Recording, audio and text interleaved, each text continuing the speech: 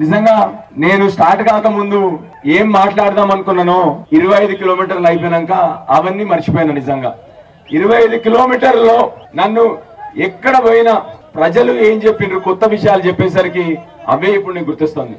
వాళ్ళందరూ ఒక విషయం చెప్పారు నాకు, సార్ నీ భాషలో మాట్లాడకు, రేవంత్ రెడ్డి భాషలో మాట్లాడు సార్ అన్నారు. కానీ అది నా బుద్ధి కాదు, అది నా సంస్కారం కాదు.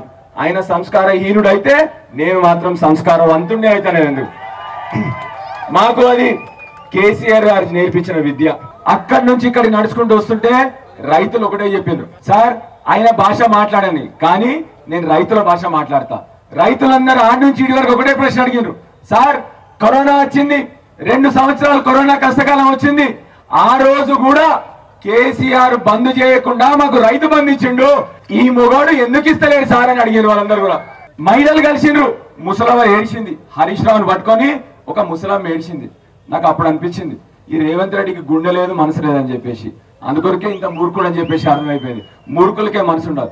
ముసలమ్మలు ఏడుస్తున్నారు, అయ్యా కేసీఆర్ మాకు 2018 2000 పెన్షన్ చేసిండు, మాకు ఖర్చులు పెరిగినాయి, ఈయన వచ్చి సంవత్సరం అయింది 4000 అన్నాడు, ఏడ వీకిండి సార్ ఈయన అని చెప్పి అడుగుతా ఉన్నారు.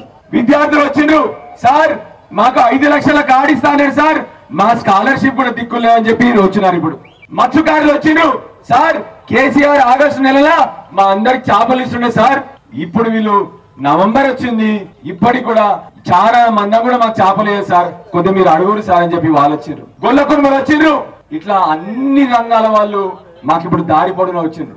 ఒకటే విషయం అడుగుతా ఉన్నాను నేను ముఖ్యమంత్రి గారిని, ఎప్పుడు చేస్తారు, కావాల్సే మా పేగులు తీసుకుంటారా తీసుకోరు, మీరు మమ్మల్ని కొడతారా కొట్టుండ్రి, మా మీద బాంబులు వేస్తారా వేయండి, కానీ మేము మిమ్మల్ని ప్రశ్నిస్తూనే ఉంటాం, తప్పకుండా ప్రశ్నిస్తాం.